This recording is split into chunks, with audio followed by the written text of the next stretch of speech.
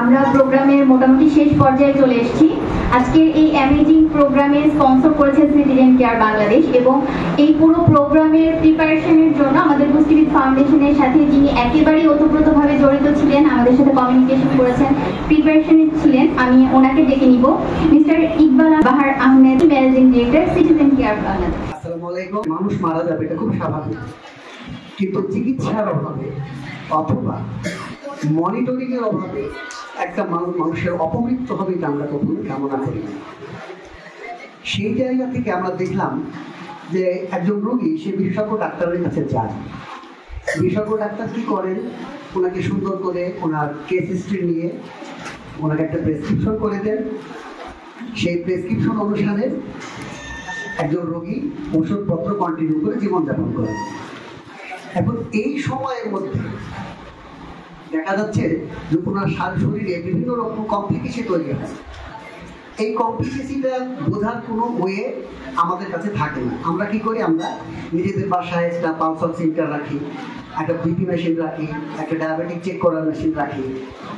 রাখলেই কি আমরা নিজেরা পরিমাপ করতে পারি?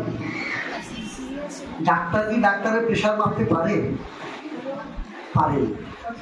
এজন্য ক্রনিক ডিজিজের যারা রোগী আছে তাদেরকে আমরা তাদের বাসায় গিয়ে বিএসসি নার্স যারা রেজিস্টার পাঠায়, তারা তাদের বাসায় যায়। বাসায় গিয়ে হেলথ, আপনারা আপনাদের ভাষায় যেটা বলেন ফিজিক্যাল ভাইটাল সাইন, সেই ফিজিক্যাল ভাইটাল সাইন মনিটরিং করে। এবং আপনারা একটু খেয়াল করে দেখবেন যে আপনাদের কাছে একটা হেলথ রেকর্ড বুক আছে। এই হেলথ রেকর্ড বুকে ওনার রেকর্ডটা লিপিবদ্ধ করে। লিপিবদ্ধ করার পরে ওই রেকর্ড বুকটা একটা পেশেন্টের কাছে থাকে, আর একটা অফিসে আসে। অফিসে নিয়ে আসার পরে একজন এমবিবিএস ডাক্তার তার রেকর্ডটা মনিটরিং করে। যদি দেখে ওরা সব কিছু ঠিক আছে, ওয়েলকাম, ওনাকে ফোন করে বলে ঠিক আছে ম্যাডাম আপনি ভালো আছেন বা স্যার ভালো আছেন। আর যদি তার কোনো ধরনের কোনো কমপ্লিকেশন তৈরি হয়, উনি ফোন করে বলেন যে আপনি আপনার বিশেষজ্ঞ পরামর্শে চিকিৎসকের পরামর্শটা নেবেন। তাতে করে হয় কি, তাতে করে উনি ওনার শরীরে কোনো ধরনের প্রবলেম হলে দ্রুত সমাধান পেয়ে যান।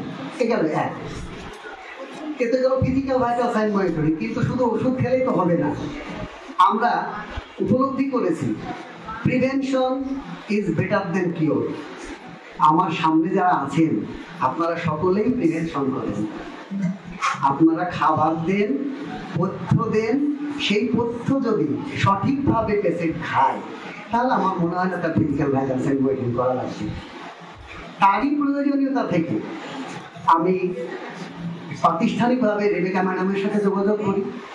রেবেকা ম্যাডামকে বলি, ম্যাডাম আসুন, আমরা যেমন মানুষের ঘরে ঘরে ফিজিক্যাল ভাইটাল সাইন মনিটরিং করছি, আমরা তাকে অন্যান্য সেবা দিচ্ছি, পুষ্টির সেবাটা কেন আমরা দিতে পারি না?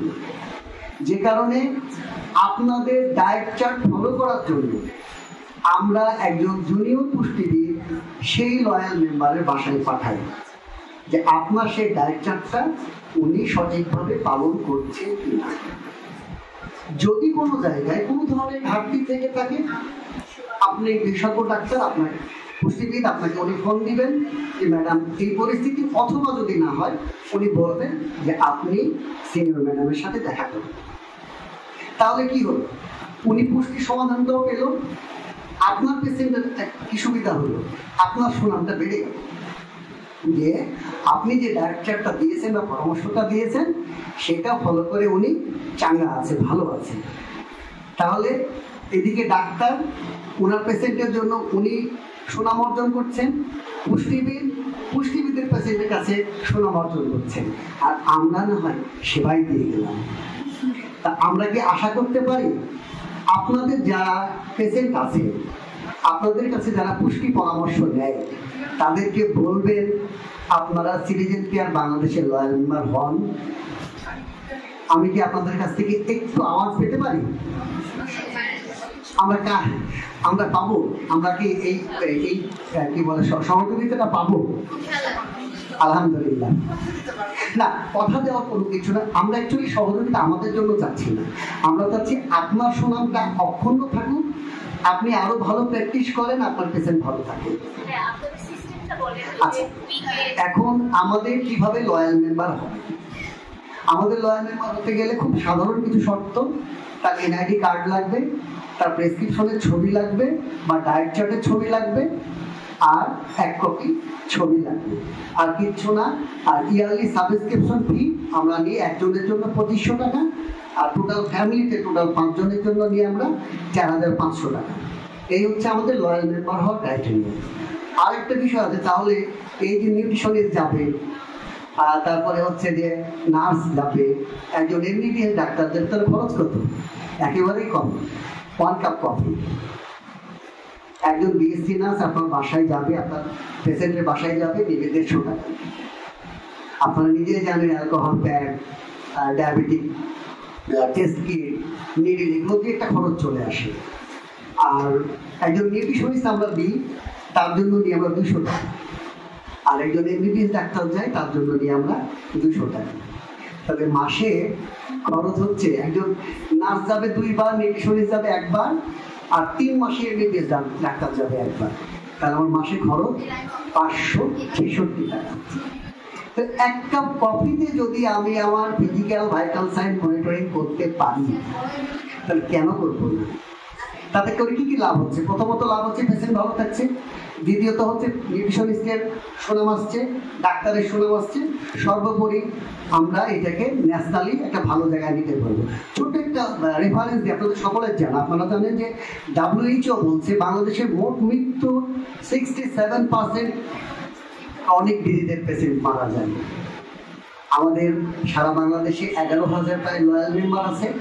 আমরা গত বছর স্টাডি করে দেখেছি আমাদের লয়াল মেম্বারদের মধ্যে মৃত্যু সংখ্যা 3% আমরা কমিয়ে নিয়ে আসতে পেরেছি, জাস্ট ফর এইটুকু সেবা দিয়ে, অর্থাৎ আমাদের 63%।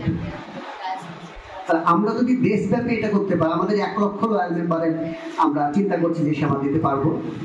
এখানে আরেকটা উল্লেখযোগ্য জিনিস বলি যে আমাদের প্ল্যানিংয়ে 600 জন নিউট্রিশনিস্ট কর্মসংস্থান করতে পারবে বলে আমরা কমিটমেন্ট করছি আপনাদের কাছে। এবং আপনি যেটা বললেন যে 4 জনের জন্য 4000 বছরে, 5 জনের জন্য 4500 টাকা। কিন্তু এই যে বললেন যে নিউট্রিশনিস্ট গেলে 200, ডাক্তার গেলে 200, এটা কি পার হেড অর রাইট? এটা যদি 5 জনের জন্য যায় নিউট্রিশনিস্টের ক্ষেত্রে, সেক্ষেত্রে আমরা নিব 500 টাকা। জি, একজনের জন্য 200। আমার একটা চার্ট আছে, আমরা চার্টটা সবাইকে জানাবো। আরেকটা বিষয় বলে, আমরা আমাদের কাছে এমবিবিএস ডাক্তার এখন বর্তমানে আমাদের সাথে কাজ করছে 65। সো আমরা চাই সারা বাংলাদেশে 500 এমবিবিএস ডাক্তারের কর্মসংস্থান করতে। It's hour promise. সকলকে ধন্যবাদ জানাচ্ছি আজকে এত কষ্ট করার জন্য। আসসালামু আলাইকুম।